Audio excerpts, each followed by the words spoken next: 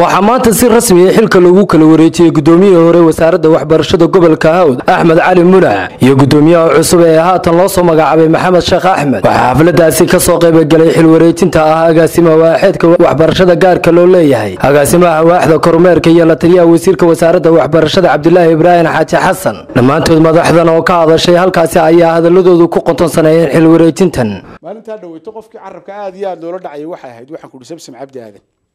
wasiirka maaliyadda Soomaaliland. haddaan ogahay warwarka gobolka Hawd ku hayo si uga go'an tahay wax qabadka gobolkan runtii may mudnayn luqadii lagu la hadlay waxaan leeyahay taanu nin gobolkiya baan ahay ana xal ka bixiyay oo waxaan ku sii tiigaalaya oo aynu sii fogeyno maaha samsmna waxaan halkan baaq uga diraya gobolkii waxaan ku leeyahay ka soo jeedo ku soo eegay waxaanu ka filay inuu caruur haayo waliba firfircoon mudakara si fiican inuu shaqeey jiray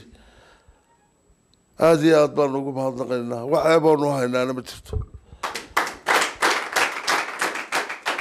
gudoomiyaha cusubna waxaa leeyahay horeba waad u ahaan jirtay gudoomiye rug cadaadigiisa soo rogaal celi baa la leeyahay sheekh maxamed oo nin weynu waayey 20 sano wuxuu wadaysaa la yaqaan waxba lagu maamulihii ama gudoomiyihii shaqadiisa ka taga macallimadiisa uu ku jiraa dad waxa nuun marjac iyo meel ku noqdaan leh inteeda socotaa macallimiin waaweynaato maana oo inkastoo waliba aan ugu ilaa hadda wax dhigo oonan macallimimadii sanadkii afartanaadna koloraan u dabaaldegay. sidoo kale waxaa halkaasi ka hadlay gudoomiyaha cusub iyo gudoomiyihii hore ee madashaasi lagu kala wareejinayay xilka shaqaalaha gobolka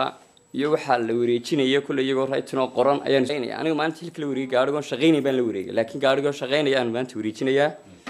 anigu wixii aan ogaa waxaan qaban doonaa imika ma sheegeedii